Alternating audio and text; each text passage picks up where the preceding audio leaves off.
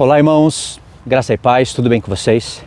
Hoje eu quero falar para vocês sobre as profecias de Obadias. É um só profeta na Bíblia. Quer dizer, é um profeta que só tem um capítulo no Antigo Testamento. Nenhum outro profeta tem um só capítulo.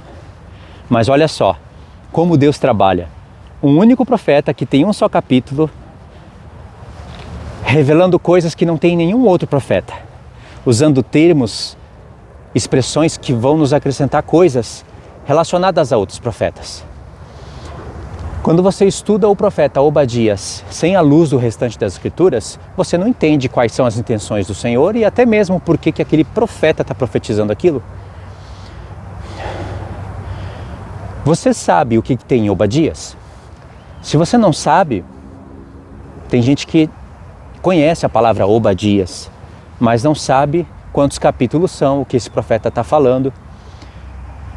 Não estudou, não lembra, então é difícil até de entender as coisas que eu vou falar. Mas eu sei que tem pessoas que sabem que Obadias tem um só capítulo, que fala a respeito de Edom, de Israel. Mas só que o jeito como o Senhor se expressa ali, ele revela tudo o que há de ser. Ele não apenas revela o que há de ser, mas ele fala coisas que confirmam a palavra dos outros profetas. Não é o caso apenas do Senhor usar um repeteco de palavras. Porque o Senhor fala de Edom em outros profetas. O Senhor fala dos pecados de Israel em outro profeta, em outros profetas. Mas ali em Obadias o Senhor fala de uma maneira que não fala em nenhum outro profeta. É como você estudar Ageu. Eu já falei para vocês de Ageu e Zacarias. E aí quando você soma o profeta Obadias com todos os profetas pequenos, no sentido de ter profetizado pouco, você tem um vislumbre do reino da besta, do que ela vai fazer. Com mais precisão, esses profetas seriam acréscimos sobre o livro do profeta Daniel. Seria pontos de vista diferentes. É como se o Senhor te mostrasse o profeta Daniel e te mostrasse o Apocalipse. E você já vai ter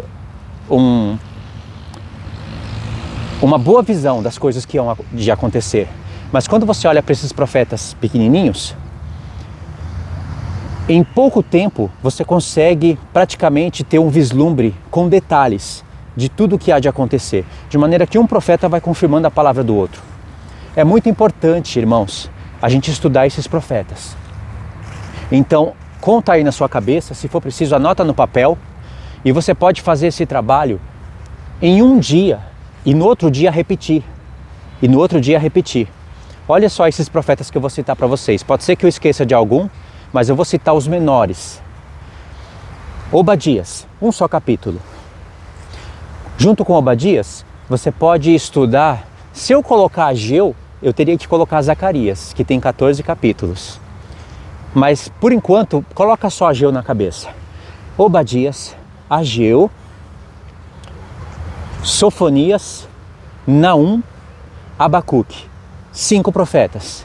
Obadias tem um capítulo, Ageu tem 2, Sofonias tem 3, Abacuque tem 3 e Naum tem 3.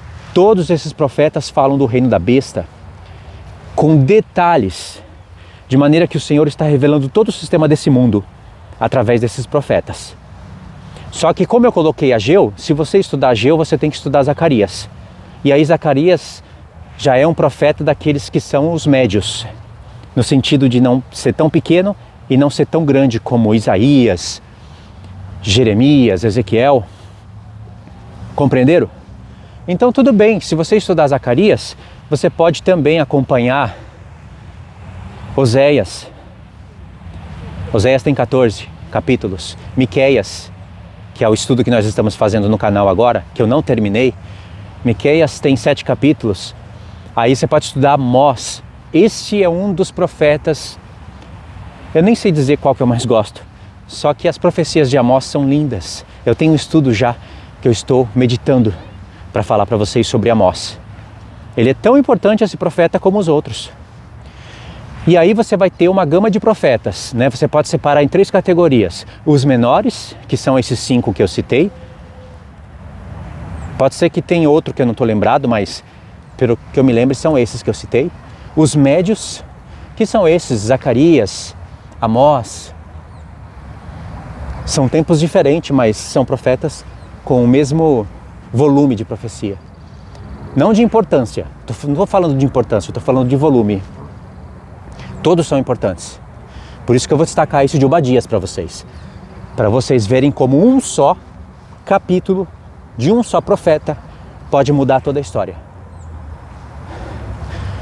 Então, Zacarias, profetas médios, Zacarias, Amós, Miqueias, Oséias, são profetas médios. Aí depois tem os profetas grandes, que são Isaías, Jeremias, Ezequiel. Mas assim, para um estudo, para o propósito que eu estou falando para vocês aqui, que é aquele estudo que você faz ele de maneira mais rápida, você pode concluir ele em 1 ou 2 dias e depois repetir a sequência. São esses. Você vai começar, a partir desse vídeo, com Obadias, pegando as informações que eu estou dando nesse vídeo, que vai facilitar muito. Então você começa com Obadias, aí você vai para Ageu, aí você pega Sofonias, Abacuque, Naum, e você vai ter um vislumbre do reino da besta, com todos os detalhes. Então começando, eu vou fazer comentários aleatórios, vou sair de um profeta e ir para outro. Eu pretendo fazer estudos focados em um só profeta, relacionado com outros. E aí é preciso de ler, nesse estudo eu vou ter que ler. Em um outro dia eu paro aqui em algum momento do parque e faço aquele estudo de leitura. Tá? Hoje eu vou citar por cima, instigar os irmãos a ouvirem, porque você pode fazer esse estudo ouvindo, não precisa estar lendo. Se puder ler, tudo bem, mas se não puder, ouça. E aí faz aquele esquema, escuta, terminou, volta a escutar de novo. Quando chegar na terceira vez que for escutar, aí já anota, faz as suas anotações. Para valer a pena o que você está ouvindo, né? É assim que eu estudo, meu método de estudo. E aí quando eu percebo que eu concluí, porque, poxa, são 5 profetas. Como são poucos capítulos, você vai concluir rápido. Concluiu, volta e estuda de novo. E aí, hoje eu fiz isso, para vocês terem uma ideia. Então, Obadias. Obadias, ele vai usar termos que são linguagens onde você só desbloqueia o que o Espírito escondeu ali, se você entender as origens. Deus quer que você tenha a palavra dele nas suas origens. Edom. O que aconteceu? Quem é Edom? Você tem que definir quem que é Edom. Pensa. Aí você vai chegar em conclusões.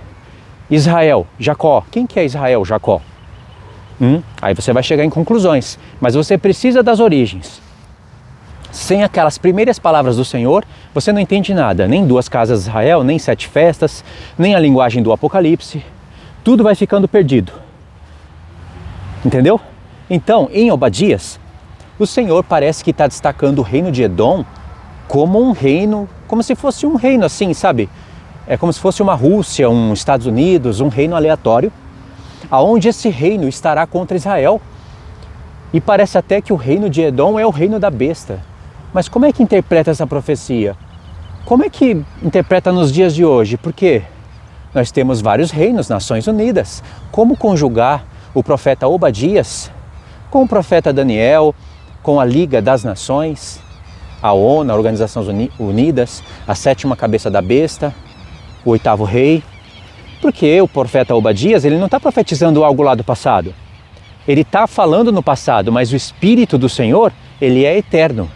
Ele profetiza, ele repreende um momento do passado, repreende os pecados do passado, tem que repreender, né? E fala de coisas do futuro. Ele não vai deixar a mensagem ali só no passado. Assim é padrão com todos os profetas.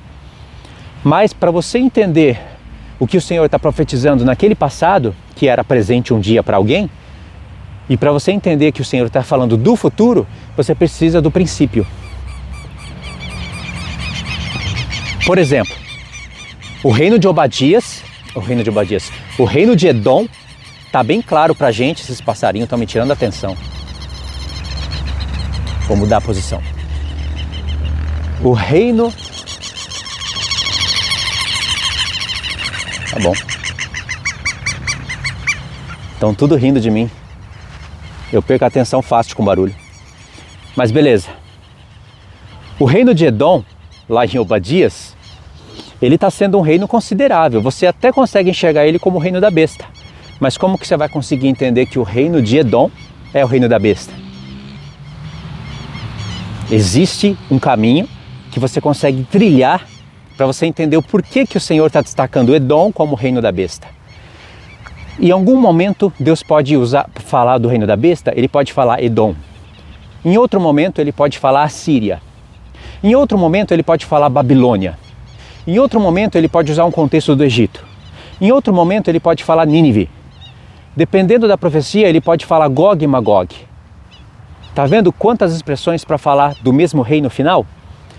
No Apocalipse, 8º rei,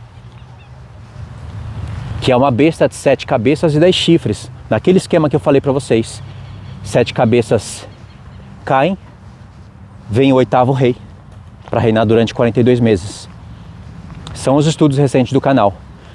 Então você consegue perceber isso? Claro que consegue e deve perceber, porque é assim que o Senhor quer que você estude as profecias. E aí você vai ter, irmãos, um desbloqueamento de toda a palavra de Deus, de maneira que vai se tornar gostoso, saboroso, como um mel na boca, estudar a palavra do Senhor. Porque você vai entender. É como se você estivesse comendo as palavras do Senhor. Jeremias disse, achadas as suas palavras, logo as comi. E Deus disse que ia converter as palavras de Jeremias em fogo. Olha aí Apocalipse 11.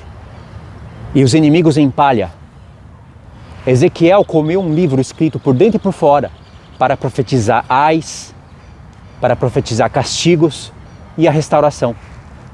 João recebeu um livro escrito por dentro e por fora e comeu para poder profetizar as mesmas coisas, só que acrescentando. Por isso que Deus fala para João lá em Apocalipse 10. É necessário que profetizes outra vez a respeito de povos, línguas, nações e reis. Tem que profetizar outra vez para Deus, então, através dessa segunda profecia, não tem como explicar tudo agora, tá? Apocalipse 10. Através dessa segunda profecia, o Senhor começar agora a fechar todas as pontas, tudo fazer sentido. Por isso que a partir de Apocalipse 11, muitas profecias do passado começam a ser relembradas. Só que aí o Senhor vai acrescentando coisas. Aí as coisas vão fechando, vão fazendo sentido. Aí todo mundo, até João mesmo, iria entender que o Império Romano não seria o último reino, que ali não seria o tempo da besta.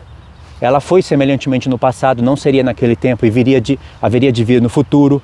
Aí nós iríamos começar a entender tudo. As profecias de Ezequiel, as profecias de Zacarias, as profecias de Isaías e todos os profetas. E aí João comeu esse livro, se tornou, enquanto ele comia, o sabor era doce como mel, mas quando chegou no estômago, se tornou amargo. Quando chegou no estômago, é hora de fazer a digestão. Significa que enquanto eu estou falando aqui da profecia, para mim isso está sendo doce como mel. Enquanto você escuta, vai ser doce como mel. Principalmente se você falar. Mas precisa comer as palavras para profetizar certo. Só que quando chegar o momento delas se cumprirem, vai ser amargo. Porque o próprio profeta Amós diz, amargo é o dia do Senhor. Vai ser muito amargo, mas amargo para aqueles que não esperam o Senhor, para aqueles que rejeitam e não ouvem o Senhor. Porque para o povo de Deus haverá livramento, ainda que alguns tenham que testemunhar, tenham que dar a sua vida, testemunhar com a sua própria vida, ninguém fará isso forçado. Os que devem morrer como testemunha, morrerão alegres. Há um preparo para tudo. Tá vendo? Então, agora vamos voltar em Obadias. Obadias, o Senhor está usando o termo Edom. Por que Edom? Aí você tem que entender. Vou tentar explicar aqui por partes, tá? Nesse vídeo aqui eu vou ficar mais em Edom. Aí numa continuação eu falo sobre os outros profetas relacionados. Pode ser a parte 2 desse vídeo, tá? Se der eu faço tudo hoje. Edom. Edom existe um contexto que se originou pela primeira vez o nome Edom. E aí você precisa compreender isso. Senão você não entende as profecias de Edom. E aí quando você for buscar sobre Edom, você vai encontrar muitas profecias e você vai encontrar um padrão também entre Edom, Moabe e os filhos de Amon. Aí você tem que entender quem é Moabe, quem é Amon e quem são os filhos. São coisas literais do passado que representam coisas espirituais no nosso tempo. Assim como Abraão, suas mulheres e seus filhos. Aconteceu literalmente no passado. A linhagem literal desses personagens ainda existe. Ismael, árabes, judeus, ainda existe. Só que existe a parte espiritual desse assunto. E desde o livro da lei, o Senhor vem trabalhando para que a gente entenda isso. Não é algo novo. Não se anula o literal pelo espiritual e nem o espiritual pelo literal, porque o Senhor está conjugando os dois fatos. E nós temos isso dentro do Novo Testamento, sendo explicado de maneira fácil de entender. Então, Edom, por exemplo. Edom, ele recebeu esse nome. Na verdade, nós estamos falando de Esaú. Olha, Edom e Esaú. Existe um contexto que fez original o nome Esaú e existe outro contexto que fez original o nome Edom. E quando falamos desse personagem, que vira um reino e depois se torna reinos na parte espiritual, nós temos que lembrar também de Jacó. É um personagem, filho de outro personagem, e esse personagem, existiu um contexto que fez com que o nome dele virasse Jacó, e existe um outro contexto que fez com que o nome dele, de Jacó, se tornasse Israel. Entendeu? E Israel é uma nação, é um povo, mas também se torna algo espiritual. O Israel de Deus, a igreja. Entendeu?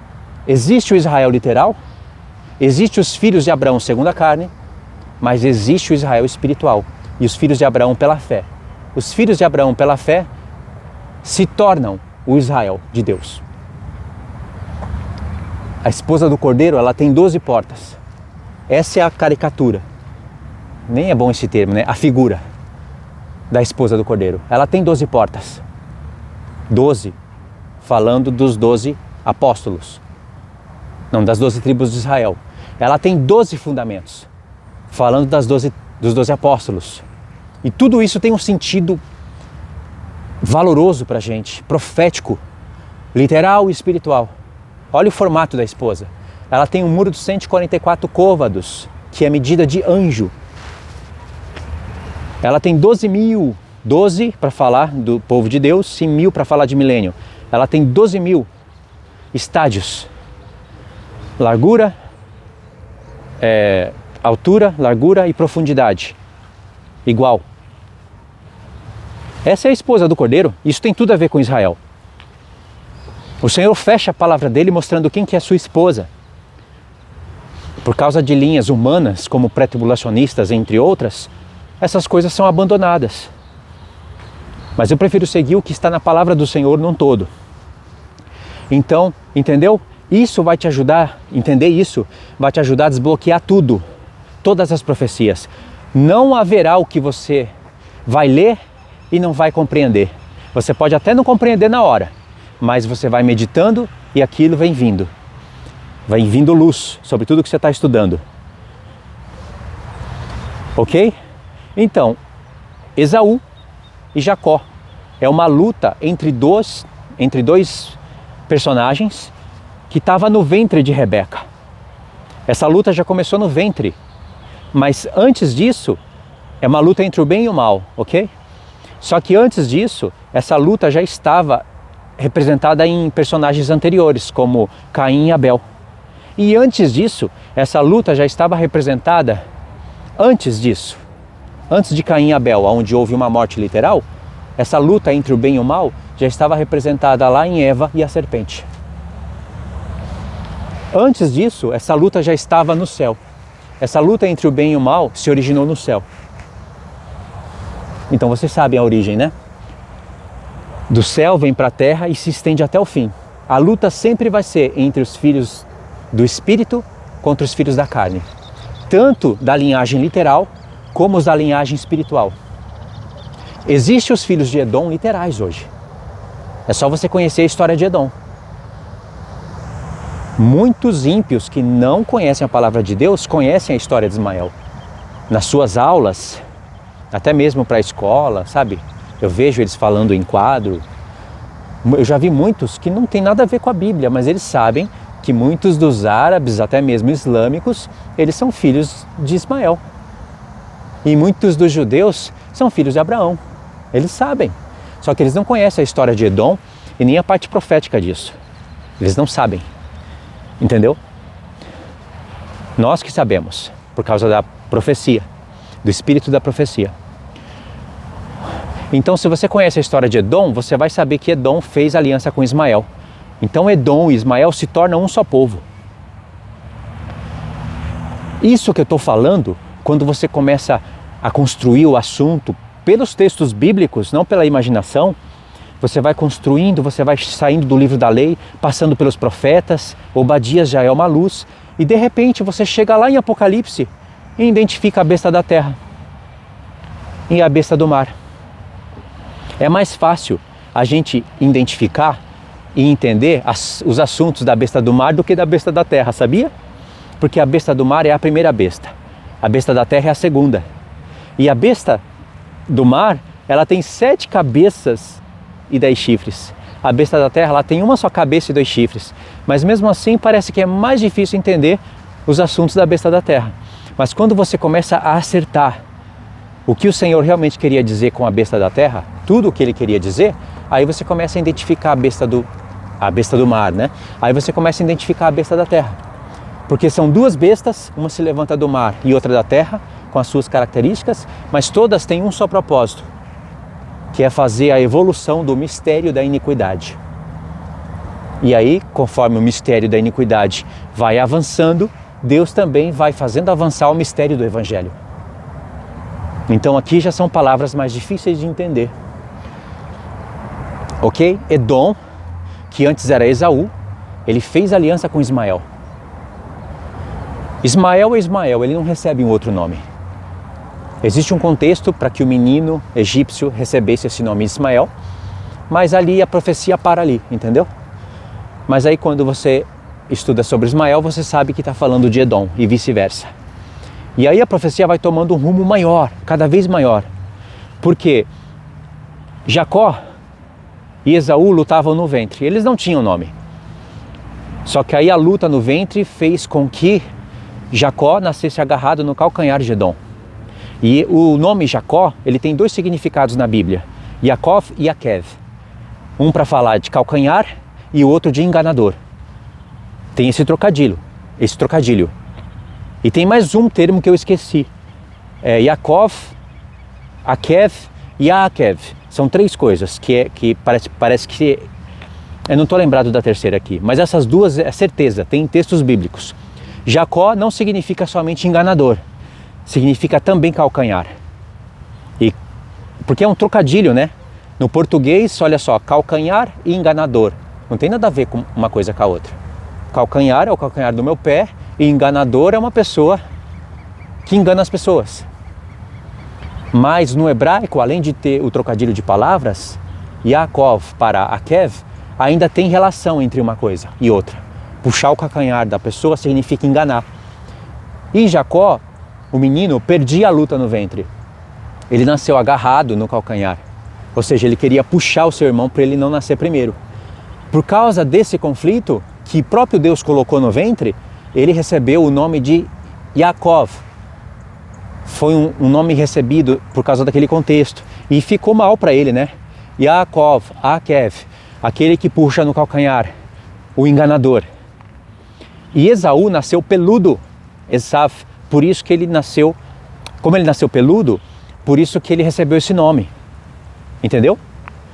E aí esse nome peludo, depois eu explico o restante, que é bem significativo. Esse foi o contexto que se originou Jacó e Esaú.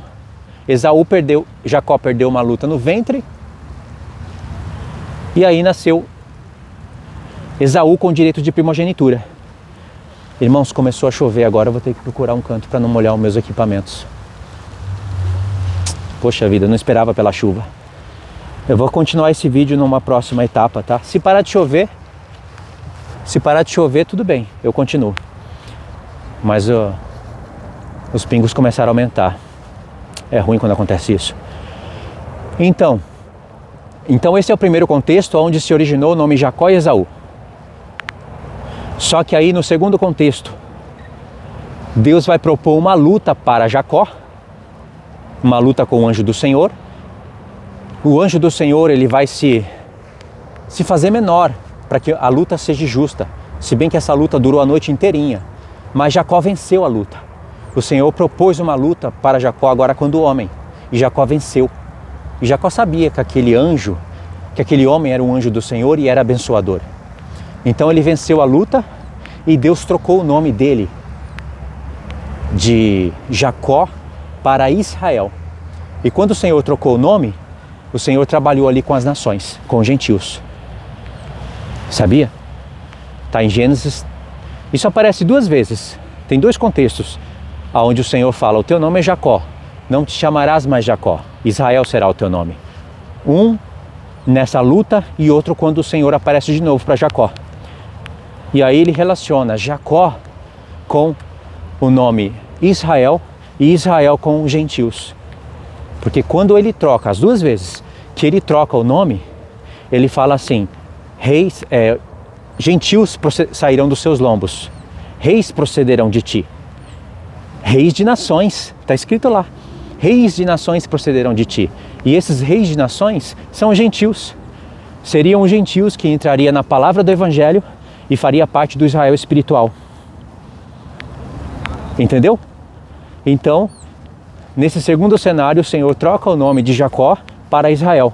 Só que o nome Jacó ainda continua sendo usado na Bíblia. Continua sendo usado porque o Senhor quer falar das transgressões de Jacó. Não é um padrão estabelecido. Às vezes o Senhor está falando de Jacó e vai falar coisas boas, né? Mas sempre Jacó vai estar mais associado ao Israel carnal e transgressor.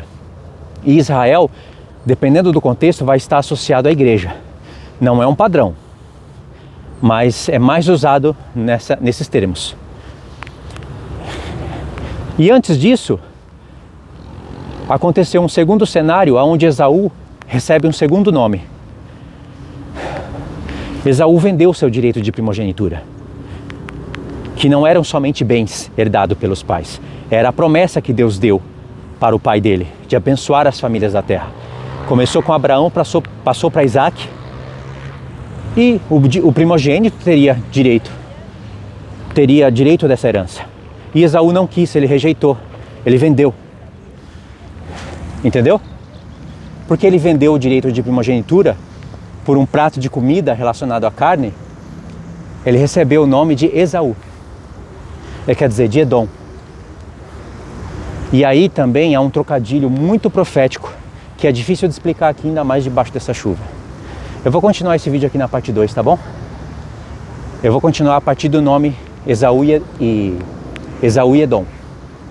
Não dá para gravar chovendo, é arriscado. Tá bom? Vou parar aqui então, fiquem na paz.